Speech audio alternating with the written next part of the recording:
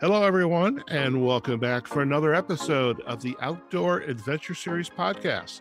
The Outdoor Adventure Series celebrates individuals and families, businesses, and organizations that seek out and promote the exploration, stewardship, conservation, access, and enjoyment of the great outdoors. Our guest today is Katie McKalip. Now, Katie is an outdoor enthusiast and communication director at Backcountry Hunters and Anglers. By the time this episode gets published, she will also be the president of the Outdoor Writers Association of America. Katie, it's a pleasure to have you on the Outdoor Adventure Series podcast. Howard, I am just humbled that you are interested in having me on. Thank you so much for the invitation. I'm thrilled to be here. Fantastic. Now, for our listeners, where are you located? I live in Missoula, Montana. It's a little college town on the western side of the fourth largest state in the nation. I lived here for about 20 years now. I grew up in a military family, spent a lot of time outside of the Washington, D.C. area growing up. But when I was old enough to make good choices about where to live, I hightailed it out to the Northwest Rockies and been here ever since. Fantastic. Now, how did you end up in Montana? Was this, you were a skier or angler, but why Montana? Because it's a huge state, like you said, the fourth largest. Yep. It's kind of sparsely populated, but it's very iconic. There's a lot of iconic places to visit for folks that are into the outdoor adventure space. So why Montana?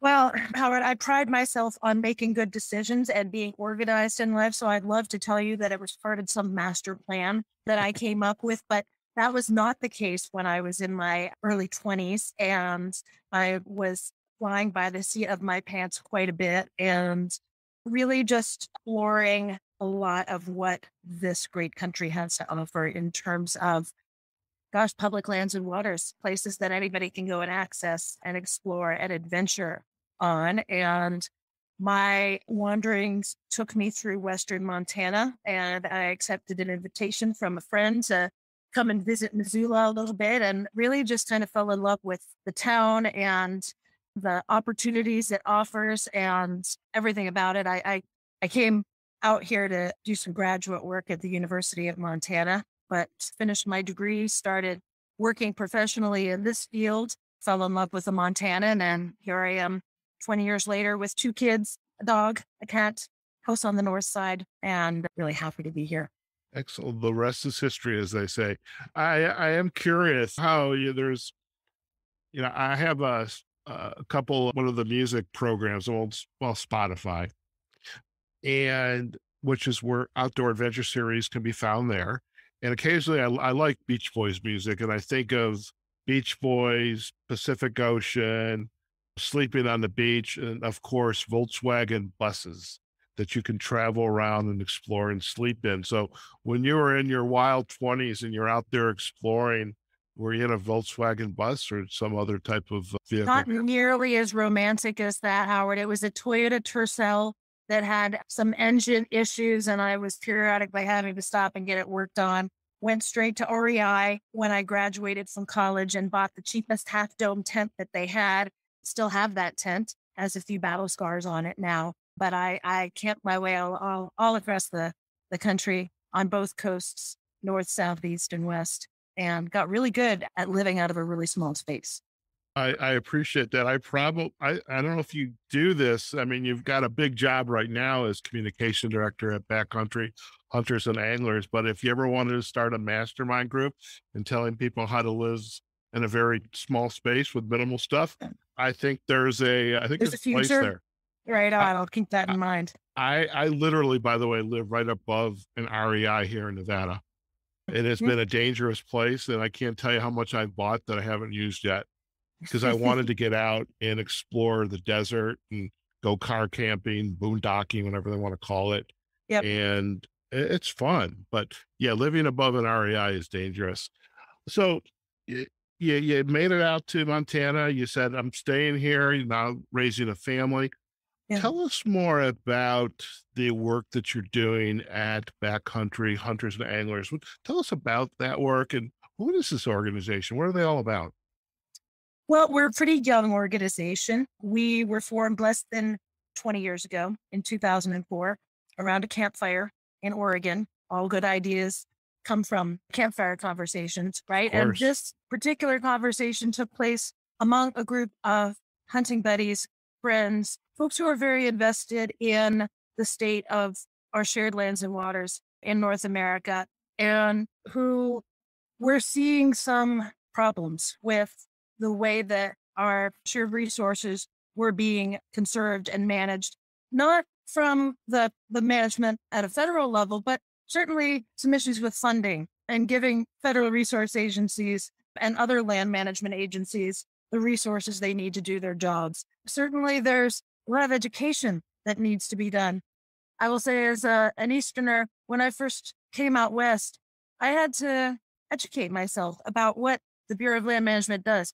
What do BLM lands represent? What does the Forest Service do? What are these public resources that are available to all of us? And so BHA was born out of that conversation to be a voice, not for a specific species or a specific place, but just for the very foundational idea of public lands, public waters in North America, advocating for opportunities to access great places, to get a field, to go hunting, to go fishing, to recreate, and to advocate for ethical behaviors and approaches. So fair chase and ethical practices afield. Those are kind of conservation, access, ethics are the three legs of BHA's stool. And it's been an amazing experience working with BHA. I came on board in 2015 when we were still really a very volunteer driven and led organization, and seeing the amazing response and enthusiasm and growth of this organization in the years since has been thrilling. Can't Okay. can't say how psyched I am to be part of it.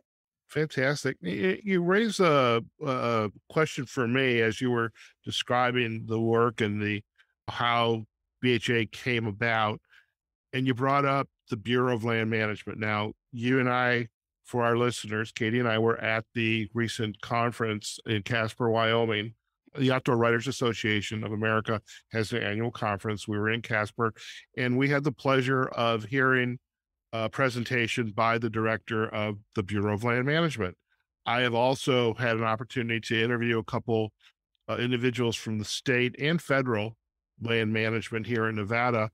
And so your comment raises a question in my mind of how an organization like BHA and the BLA, Bureau of Land Management, kind of coexist together to accomplish which I would hope would be complementary shared goals of, as you said, protecting the environment, conservation, doing things in an ethical way, making sure there's access. How do you how the two organizations play together? And I'd say in a perfect world, we're working really closely alongside each other. A is a nonpartisan group. So we're going to work with whatever administration is in power. We're going to work, and we do work on both sides of the aisle in Congress, but we're able to be outspoken. And we do have an enormous grassroots membership, folks on the ground who are willing to take action and advocate for issues that represent our values. So I think that one of the reasons that EHA was established was to help our federal land management agencies do better work and get the resources they need to do good work on the ground. And so if BHA can help advance that by telling good stories and by educating folks out and about what are BLM lands, what does the BLM do, how can we work together to make sure that these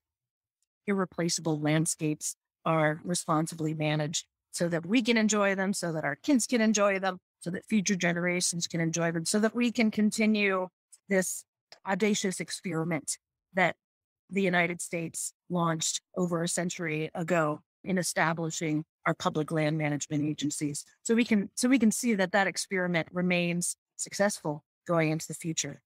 Okay. I appreciate that. And as you look back, not only in the work you have done while at BHA, but what BHA has done ever since the organization was created. I love the concept of like the OWAA was created like literally on the back of a napkin Yep. at a Isaac Yep. Walton meeting in Chicago. A lot of cool things happen in Chicago. I loved living there, but what are some of the landmark work that have come out of the advocacy of BHA? I imagine there's so many of them, but is there that one or two? And when I coach my clients, I always talk about the Olympics: gold medal, silver medal, bronze medal. We all want a medal, but is there some gold medal legislation that you look back like, wow, we did this, we helped produce this?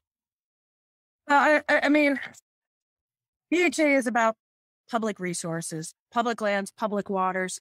We always try to make it clear and emphasize that it doesn't matter if you live in New York City or in the middle of a high rise in Chicago or in Missoula, Montana. We all share these ownership of these lands and these waters. We all have an equal stake in ensuring their responsible management. And so by that same token, we at BHA is a tool to be used by our members and by the people. And if we, the staff, and if I can, in my role as communications director, help amplify the voices of folks on the ground to help affect positive change in the name of public lands and waters, conservation and access, then that makes me feel like we're accomplishing our mission. That was made very clear to me.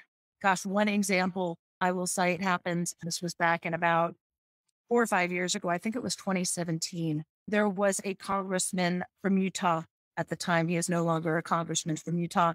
Representative Jason Chaffetz had introduced some legislation that would have mandated the sale of about 3 million acres of public lands in the West. It was introduced at the same time as a couple other pieces of legislation. Not sure how much attention it would have achieved on its own, but they became aware of this bill that was introduced and worked to communicate to our followers the negative impacts that this legislation would have, not just on these 3 million acres that were at stake, but as kind of opening the door, a slippery slope, facilitating the congressionally mandated sale of public lands and waters. We were able to activate our grassroots base to push back against this bill.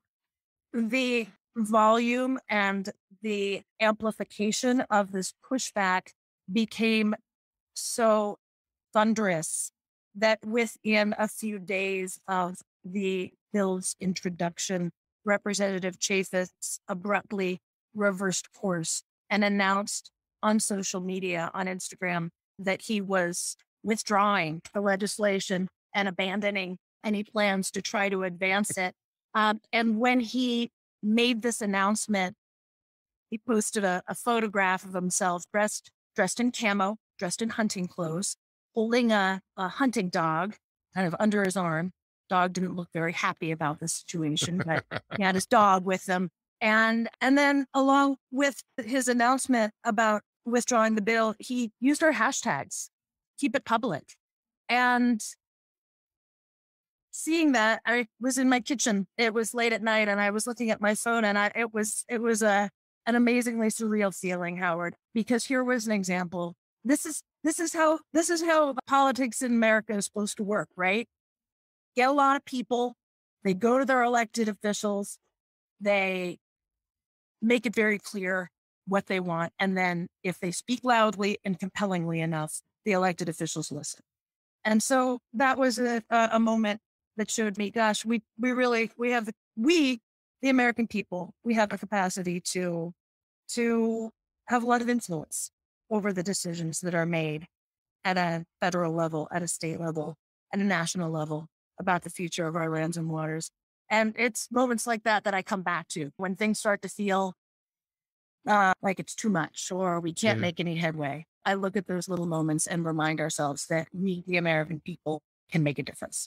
I love that. And it just, not to get political or anything, but it's nice to see Right. someone's feet put to the fire, so to speak. But I definitely want to talk about the OWAA and your role there, and because you've been with the organization for a while. One last question regarding the work that HA is involved in. What are some of the current projects or initiatives that you have a hand in with other organizations that also have a similar mission? Anything that we should be aware of now? Well, right now, I'm really pleased to inform your listeners that we are, fingers crossed, if we can all get it done together, on the brink of passing some really unprecedented wildlife conservation funding legislation through Congress earlier this week. And what's today's date, Howard? Is it the 16th of June right now? 17th. Close enough. Close enough. Earlier this week, the House of Representatives voted to advance a bill called the Recovering America's Wildlife Act. It is going on to, well, we're looking to the Senate to take action now. And if we can get the Senate to advance it, and there has been a lot of great work happening in the Senate by its champions, Senators Heinrich and Blunt have been leading the charge in the Senate. I think we can get it to the president's desk before the end of the summer. And this would free up money to support species conservation on a massive scale. So it would focus on, sure, critters that hunters like to chase, but it would also just provide support to state and tribal wildlife management agencies to do proactive good work to keep important species healthy, to avoid having to list species on the endangered species list, and just do more, again, on a proactive, forward-looking level to help wildlife populations flourish. So again, the House just voted to advance the bill this week. We are now looking to the Senate to take similar action. If you go to Backcountry Hunters website, we make it really easy to take action and ask our senators to act here. And I will say that working on this issue has been a pleasure because there has been such strong, consistent support, not just from BHA on this legislation, but from a range of other groups, diverse stakeholders. This is legislation that I think all of us have a reason to support. So when BHA can be a part of really well thought out, positive, forward-looking partnerships like this, that gives me a lot of satisfaction as well. I love it. And at the end of the podcast, we're going to get the confirmation of the website, the BHA website, and we'll have a link specifically to helping to direct our listeners if they would like to learn more about the legislation, support the bill, and how to contact their legislators. So I love being that kind of a vehicle when we do these podcasts. Yeah. How did you begin to kind of focus on your career in communications? I mean, you got a big job now, but how did this evolve for you once you went back? You went to college, you're in Montana. How did this career evolve for you? That's a great question. So I grew up in a family that was conservation minded, but more importantly was very public service minded. My father's career military. My mother worked in public education. There was always a strong expectation that us kids, me and my brothers, were going to get into a line of work that somehow was focused on improving shared public resources in some way. So working in conservation was not a big leap for me, particularly when I started going to school in Montana, and really the places and the issues it's not like in DC where you're in a big developed urban area and you're working on issues that are maybe very far removed. In Montana, you see the rivers flooding outside your window. You can see the smoke from the wildfires when they're burning coming through town. So it's very much in the foreground of things. Mm-hmm. I was fortunate enough to be heading to my office on campus one summer day and saw in the lobby of the building where my office was one of those flyers. You don't see them as much anymore because everybody gets stuff online, but the little pull-off Oh tabs yeah. at the bottom, and Oh it yeah. was advertising an internship at a group called the Outdoor Writers Association of America, Oh who I wow. had not heard of before, but at that time was headquartered in Missoula, Montana. So I pull off the tab and I, I actually pulled down the entire flyer because I wanted to increase my chances of getting You little this sneak job. you. You're a little I know sneak. it was not my proudest moment, but I that was how I first started working within the outdoor communications and conservation communications as well. Because as you mentioned, Howard, OWAA is a legendary group. It's an old group. It was founded in 1927 and has always had a very strong conservation conscience and conservation values. So when I started working for OWAA as an intern, I had the great pleasure and honor and opportunity to get to know really some of our greatest conservation journalists who really helped in my mind solidify for me that as communicator, we have a great opportunity to educate, inform, to mobilize our audiences to take action and do good work in support of our shared values, right? So I'd say that the seeds were planted there, and from OWAA, a group that I have remained actively involved with as a volunteer over the years. I went on to continue working in conservation in a more hands-on way. I worked for a number of years for an organization of the Theodore Roosevelt Conservation Partnership. Some of your listeners may be familiar with the TRCP. Its purpose is to coalesce and galvanize conservation partnerships among willing and like-minded entities. So I worked for a number of years in a very hands-on way in building and developing partnerships within the outdoors and hunting and fishing communities. And then when I had the opportunity to go from there, from TRCP to working in a very specific way on public lands and waters with BHA, it's just an opportunity I couldn't say no to. Oh, that's fantastic. And I love how when people share their journeys, because you just a chance encounter in your case with probably Flyer. a flyer on a pole. But I feel like we should have a picture of what that flyer looks like in show notes. But I get it. I get it. So with the work that you're doing, and I mean, you're out west, so you've been on a couple rodeos before, okay? Yeah. And what would your advice be to someone up and coming? Journalism is different today than it was back when. Writing is different. Magazines are not so much printed anymore. Maybe they are. There's a lot of online, but somebody who it's like a young Katie McKalip, okay, is out there, okay, or Carl McKalip for that matter. But they want to get into this space. What advice would you give them? Gosh, the media landscape has changed a lot and is changing a lot, Howard. And the mere fact that you and I are having this conversation today through this platform, I think Right. is a great example of that. It's funny. I was just having a conversation earlier today with a friend of mine who works in this space. He works for Trout Unlimited, and we were having a similar conversation about the more things change, the more things stay the same. And what I came back to was content is king, right? And you can change the delivery mechanism for that content. You might be consuming it in a visual format rather than opening up a newspaper and reading words on a printed page. But I in my mind, it all comes down to telling great stories. And the challenge is figuring out how to get those great stories in front of people in an impactful, influential way. And that's the challenge I think that we face now. But on the bright side, there's so many different opportunities and avenues to tell those stories. And gosh, for me, really, it has been finding something about which I feel a great sense of passion. And I hope that for your listeners, some of that has been coming through in what we've been talking about already. My dad hunted growing up, but he didn't take us out. He was too busy with his work.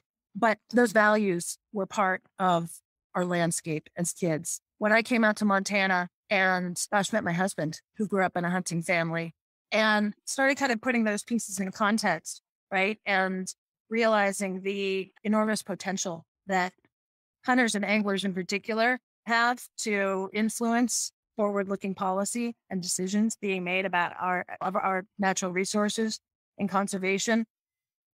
That made the path for me very clear. These are the stories that I want to tell. This is the community that I want to work with. And beyond that, it's just a matter of every day looking for ways to innovate and figuring out ways to deliver those compelling, engaging stories to folks on the ground who are going to take action and make a difference. Sure.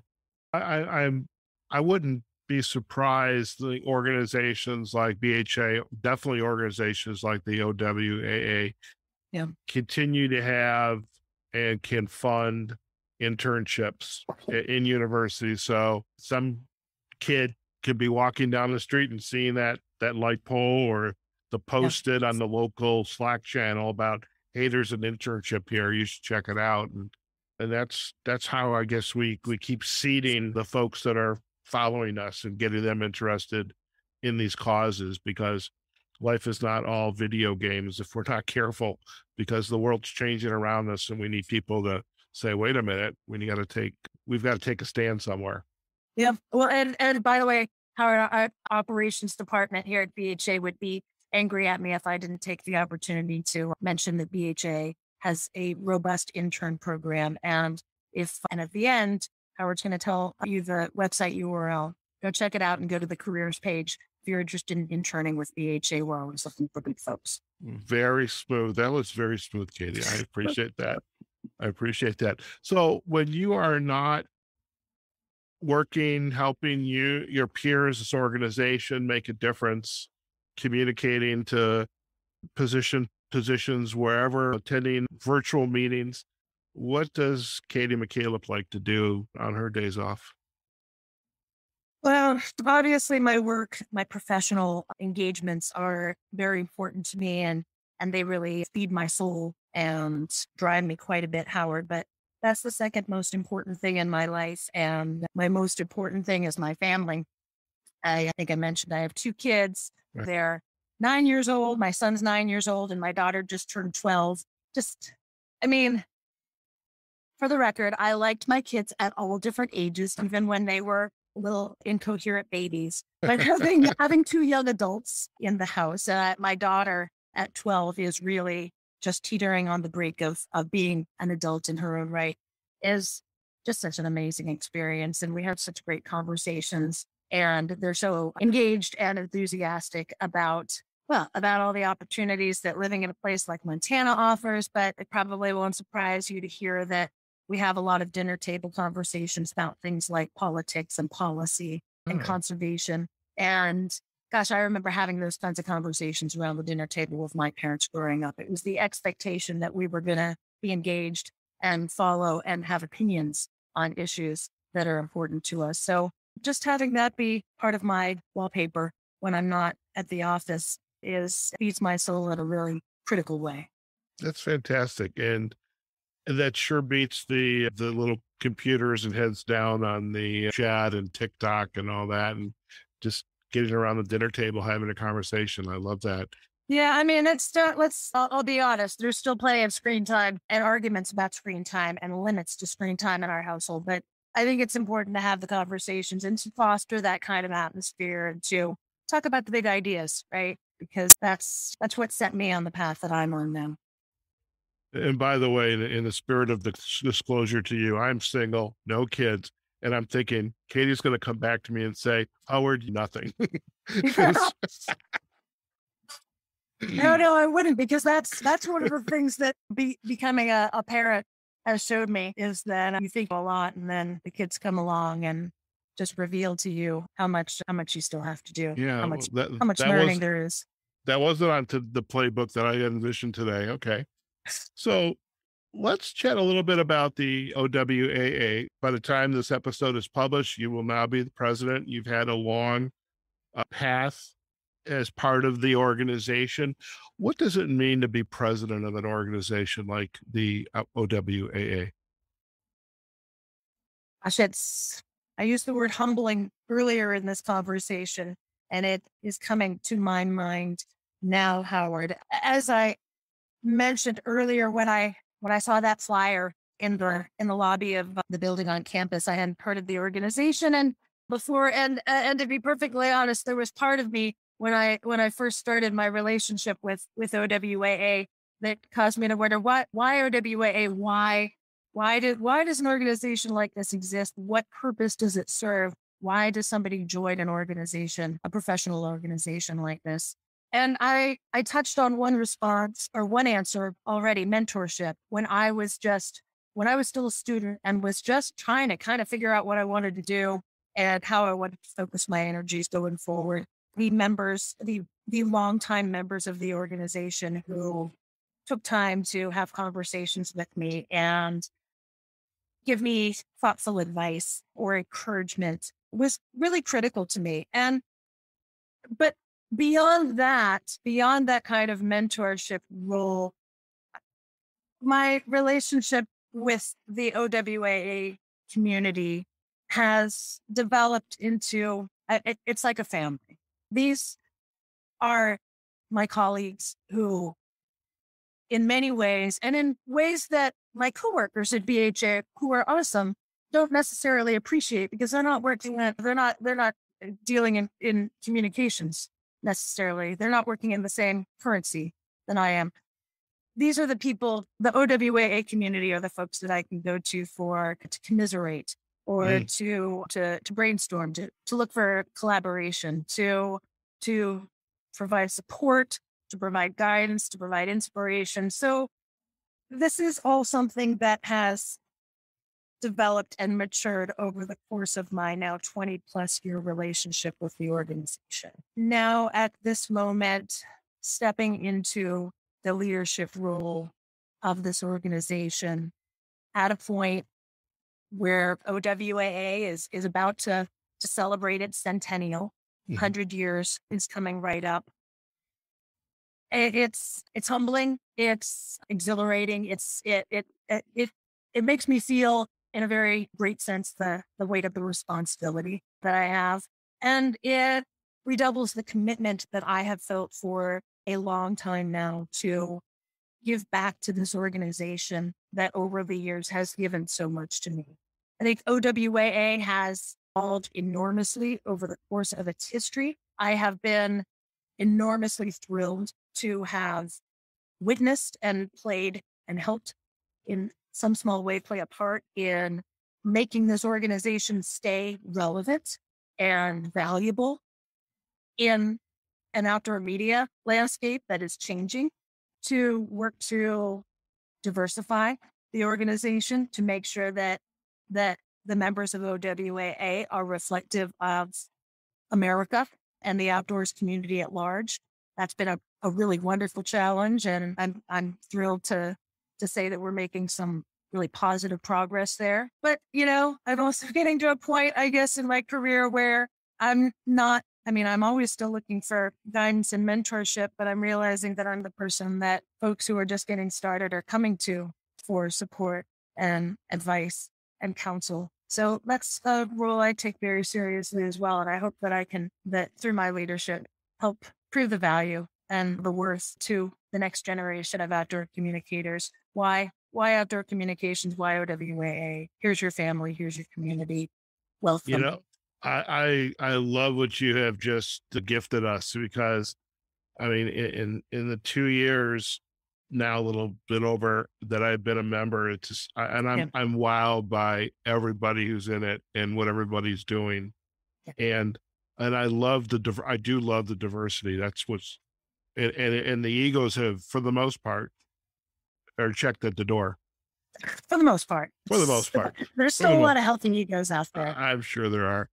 Listen, before we head out, any final thoughts that you would like to share with our audience about your work, your career, your trajectory, the work that you're doing? We've covered a lot in the time we have been together, but before we head out, I'd love to give you one last opportunity to any final thoughts for our listeners before we do our final close. Gosh, Howard, I look back to the the conversation that we've been having and the points that we've been kind of exploring during this discussion that we've been having, innovation, following your passions, working together for the betterment of shared resources, the impact and the power of an individual voice to have a positive impact on issues and values that are important to who we are as a community, the importance of family and the outdoors. Why do we do what we do? It's for the places and the opportunities, but most importantly, end of the day, the people who are closest to our hearts. So I guess I'll just leave it at that and Perfect. remind everybody to get outside, go out. Don't just spend all your time sitting behind a desk like we are. Find some opportunities to have some adventures and find solace and sustain your spirit out on our lands and waters. I love it. I love it. It's a perfect gift. So thank you, Katie. Now, before we do head out, if our listeners would like to learn more about you and BHA, where are the best places for them to go? Just go right to our website, backcountryhunters.org. Follow us on Facebook. Check us out on Instagram. We have a really well-populated YouTube channel as well. Just do a search for Backcountry Hunters and you'll find us right away. Sounds like a plan. Well, definitely we'll have the backlinks to backcountryhunters.org as well as to the social sites, Facebook, Instagram, YouTube. And for our listeners, they have a lot of great content. So it's definitely, hey, if you get bored, if it's raining outside, thunderstorms, snowstorms, just come in and have some fun in front of the computer if you're not out having fun and getting some fresh air. Katie, it's been a pleasure. I'm so grateful that you're able to take time out of your day to share about your journey, the journey of BHA, the great work that they're doing. We're going to provide other backlinks as well, especially like to the mentorship program, and also links for folks who want to get involved and to inform and let their government leaders know how they feel. And we'll have all those links in the show notes as well. I would be remiss if I didn't ask, because I do this in every episode. I'm a very opportunistic podcaster. I'd love if we could share some imagery from either your life as an outdoor enthusiast or from BHA that we can include on our show notes that will help really help paint the picture of you, your work, and BHA. And that would be great if you wouldn't mind doing that for us. Glad to. Thanks again for having me on as a guest, Howard. I totally enjoyed this. Fantastic. Well, listen, stay on the line. We're going to do a quick close and you and I can have a final chat. Okay? Perfect. All right.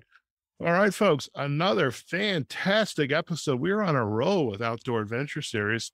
And the episodes that we have had where we are talking about the outdoors, and we have mentioned the Outdoor Writers Association of America. And such a pleasure to have Katie McKalip. By the time this episode's published, she will be our new president. Trying to get Christine Peterson on. I'm sure she's got her hands full. She's our current president, and eventually we're going to get her on the podcast. But really talk about an organization that is really the voice of outdoor writing and activities, and where their work is showing up in this entire genre. And then you have an organization like Backcountry Hunters and Anglers and their mission, and really an organization that has been around for 20 some years, and just the impact they're having and the grassroots impact and the power of grassroots action to really promote common goals, objectives, and really, especially when it's couched around environment, conservation, stewardship of the land and our scarce resources. So just the wonderful work they're doing. And do go out to the website. In addition to kind of searching around the BHA website, do check out the links if you want to contact your congressmen, your senators, House members, especially the senators, because of now it's the Recovering America's Wildlife Act just passed in the House. It's now going to the Senate. So you need to contact your senators. Okay. Other than that, do visit us on Outdoor Adventure Series .com. That's our website. You can find us on Facebook and on LinkedIn on the Outdoor Adventure Series pages. And we're also on YouTube. Couple little changes coming up on YouTube. We finally decided we have to have a channel devoted to the Outdoor Adventure Series. That'll cause a little hiccup here and there, but we're going to have that shortly. And we are on all of the podcasting directories. So wherever you find us, like it, share it, comment on it, and enjoy yourself, because there's a lot of great content on it. And we, just like today, we get to chat with someone like Katie McKalip, communications director at a very, very successful grassroots organization, Backcountry Hunters and Anglers, and really just kind of hearing about that kind of impact. So that's about it, folks. So wherever you are, whatever you're doing, go out there, have a phenomenal day, and we will see you on a future episode of the Outdoor Adventure Series podcast. Take care now.